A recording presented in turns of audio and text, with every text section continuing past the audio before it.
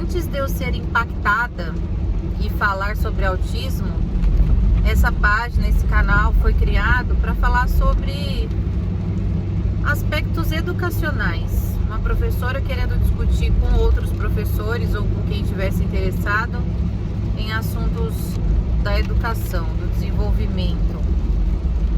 E ontem a gente passou por uma experiência que eu quero compartilhar, porque eu tenho certeza que pode atingir outras famílias de forma positiva. Meu filho tinha um trabalho para fazer da escola, aí ele está no 6º ano, já tem que ter responsabilidade, já tem que construir uma certa autonomia, tem que saber anotar qual é o trabalho que vai fazer, depois tem que saber olhar lá suas anotações e dar o pontapé inicial e começar a fazer a pesquisa. Era uma pesquisa sobre determinada coisa, que ele tem que discorrer isso numa folha de almaço, depois fazer capa.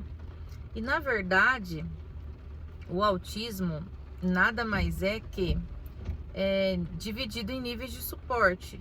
Então, quando o indivíduo é nível 1 de suporte, ele é funcional. Ele tem todas as características de todas as pessoas típicas. Só que lá dentro, no funcionamento dele, é um funcionamento mais lento, é um funcionamento que, na maioria das vezes, a pessoa é insegura, ela não tem muita iniciativa para tomar decisões e a pessoa trava. É uma pessoa que ela tem toda a capacidade para fazer o que precisa ser feito, só que dependendo da forma como é conduzido, ou se não é conduzido, se é abandonado sozinho, a pessoa trava. E aí eu cheguei da terapia com a minha filha e tava lá meu marido tentando ajudar o meu filho a fazer o trabalho. Lê o texto, o que você entende aí do que você leu, da sua pesquisa, você traduz isso em palavras e coloca isso no papel. E meu filho travado, com aquele olhão esbugalhado, como se tivesse pronto para fugir ou atacar. Você percebe, é quase como se o desenho do cérebro aparecesse assim na minha cabeça, sabe? Daquela ação. Você percebe que a pessoa está desesperada. E ele não conseguia tirar. Ele falou o que eu entendi, e é verdade, porque ele tem uma mente lógica, objetiva. O que ele entendeu foi uma frase de tudo que ele leu. Ele conseguiu resumir aquilo numa frase, mas como colocar isso no papel? E aí entra o nível de suporte.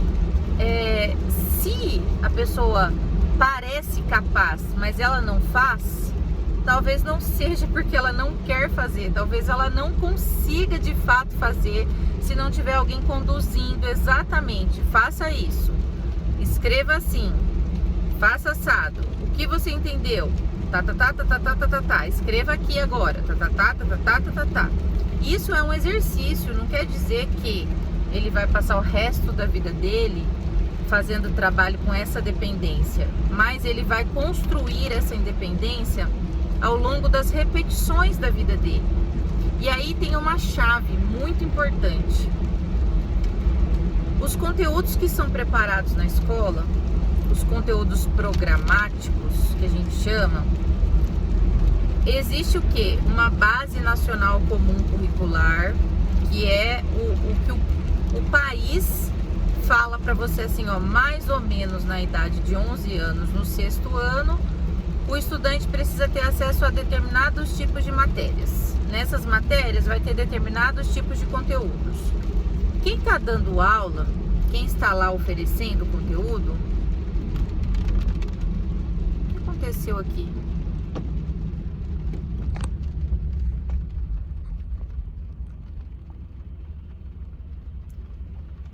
Quem tá dando a aula, desculpa aí galera, bugou aqui que eu acho que tem alguma coisa de errado com o meu celular, mas tudo bem. Quem tá dando a aula vai selecionar aqueles conteúdos de acordo com o seu grau de conhecimento, o seu interesse, e também vai interpretar aqueles conteúdos como serão assimilados pelas crianças com o seu grau de conhecimento, na sua visão. E aí que mora o perigo. O professor que deu aula para aquele professor que está dando aula, o professor que ministrou a matéria lá na faculdade, para aquele professor que está ministrando para aquela criança do 6º ano, fez a mesma coisa. Então, conteúdos que são trabalhados na escola são escolhidos por alguém e são destrinchados por alguém de acordo com a sua visão. Como ele vai chegar no entendimento e no coraçãozinho das crianças, vai ser de acordo com a visão delas. Cada um vai passar por aquele conteúdo e interpretar de uma forma. Agora, o que vai ficar é a construção que você tem em relação ao estudo. Qual é a sua visão ao estudo? Qual é o seu sentimento ao estudo? Se estudar me causa um transtorno tão grande, me causa uma aversão tão grande, me causa um medo, uma tristeza, eu sei que minha família vai brigar comigo, eu vou chorar e vai ser a coisa mais horrível que existe na face da terra para mim, eu vou ficar destruída, eu vou me sentir um lixo. Qual é o relacionamento que eu vou ter com o estudo? Eu vou preferir ser pedreiro, apesar que pedreiro precisa entender de muita coisa que eu mesmo não entendo, não conseguiria, mas eu vou preferir fazer qualquer serviço braçal que não precise de escolarização do que me submeter a sentir aquilo que eu sinto a hora que eu tenho que estudar. E isso vai ficar no seu filho. Como ele vai construir na cabeça dele a hipótese de se ver estudando, o relacionamento que ele tem com o estudo, a relação dele com a pesquisa, com o saber. Pesquisa está aí hoje disponível para todos, de fácil acesso. Agora, se você vai gostar da pesquisa, se você vai fazer a pesquisa com afinco, com vontade, se você vai escrever uma tese de mestrado, de doutorado, se você vai escrever um livro a partir daquela pesquisa, ou se você vai usar aquela pesquisa só para se distrair como um hobby, porque você gosta de pesquisar, tudo isso está definido com as relações que a pessoa teve ao ter acesso ao estudo, ao ter um relacionamento, a criar um relacionamento com o estudo. E eu vou contar uma coisinha. Quando eu estava na faculdade, na primeira faculdade que eu fiz de pedagogia, presencial, aquela coisa, né, 19 aninhos, e tinha acabado de sair do ensino médio, fui para a faculdade, e eu tinha uma professora que ela ministrava a matéria de avaliação. O nome da matéria era avaliação. Então nós passamos um semestre inteiro com aquela professora falando sobre avaliação. O que ela tinha? Ela tinha que nos mostrar como avaliar, correto? Essa professora, escolhendo lá os conteúdos dela, como ela ia ministrar eles, ela trazia pra gente um texto. Daquele texto a gente tinha que ler, interpretar e colocar num papel e construir um portfólio, né? Colocar todos os textos em uma pastinha com a nossa devolutiva do nosso entendimento, para que no final desse semestre ela avaliasse, a professora que estava nos ensinando a avaliar.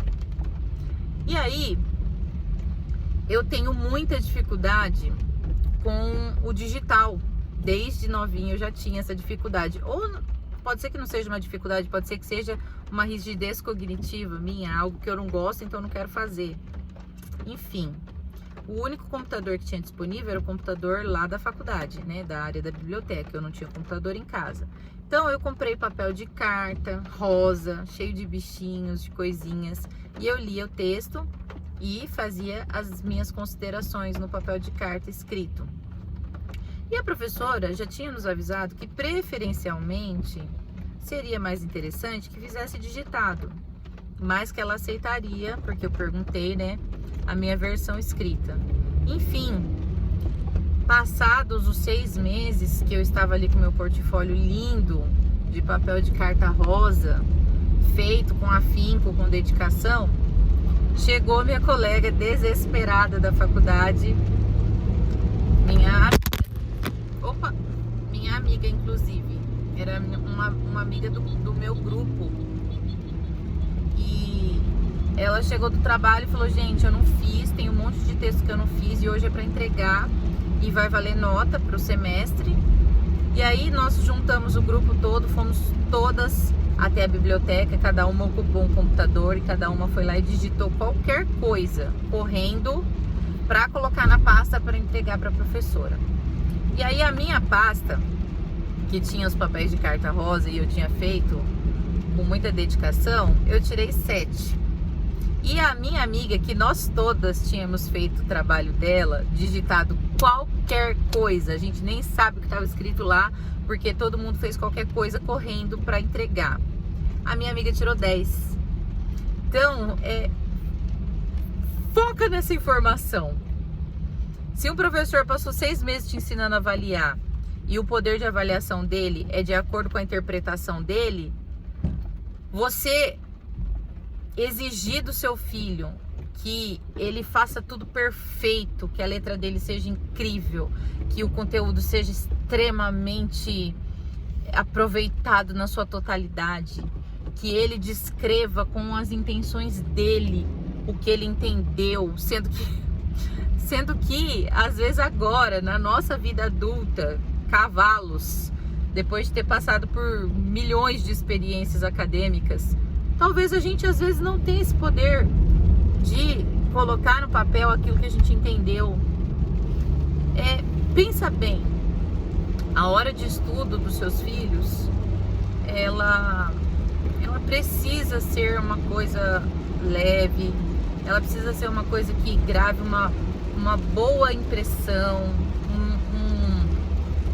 um sentimento de que é legal fazer aquilo, é legal conhecer uma coisa nova, é legal expressar essa coisa nova de diversas formas, mas não transforme aquilo que tem dentro de você, a dificuldade que tem dentro de você, numa cobrança em cima da criança que está em desenvolvimento, principalmente se for uma criança atípica. Ela não tem o mesmo poder de interpretação e ela tem um delay, né? Um atraso no desenvolvimento. Então ela vai construir no tempo dela, mas ela não tem a mesma capacidade de expressão que todos os outros estão ali naquela fase. Ela tem o nome, o autismo é um atraso no neurodesenvolvimento. Quer dizer o quê? Que aquele cérebro é imaturo. Ele tem um jeito de funcionar que é do jeito rígido. As coisas precisam ser do jeito que ele entende. Ele faz força para não fazer do jeito que as outras pessoas estão exigindo. Não é proposital, é um funcionamento cerebral. Se é um funcionamento cerebral, a gente é que precisa entender como é aquele funcionamento para a gente poder ajudar aquela criança em desenvolvimento. E às vezes a gente não ajuda porque a gente também nunca soube disso. Às vezes a gente tem o mesmo funcionamento, tá lidando com a mesma rigidez, não sabe ser flexível para conseguir ajudar a nossa criança. Olha que coisa! Olha a importância de falar sobre os diversos tipos de funcionamento cerebral. Pega leve, se respeite, se aceite, se conheça, invista em conhecimento pessoal, invista em avaliação neuropsicológica, descubra quem você é, como você funciona, e aí você vai conseguir transbordar isso para a vida dos seus filhos. Se você for um docente, mais ainda, você vai transbordar isso para a vida das suas crianças. Olha, eu fico pensando hoje nas experiências que eu vivo com a minha família, quantos estudantes eu devo ter tratado de forma completamente incorreta e eu carimbei ali naquela alminha em desenvolvimento, naquele cérebro que vai lembrar para o resto da vida uma marca de que ele não consegue, de que ele não pode, de que ele é incapaz. E não é verdade, era eu que não sabia lidar com aquele funcionamento. Então essa é a importância de conhecer sobre neurodiversidade, sobre neurodivergência e falar sobre esse tema infinitas vezes, até que todo mundo tenha um tantinho de informação sobre isso e possa contribuir com a vida de alguém. Um beijo da professora Lenita.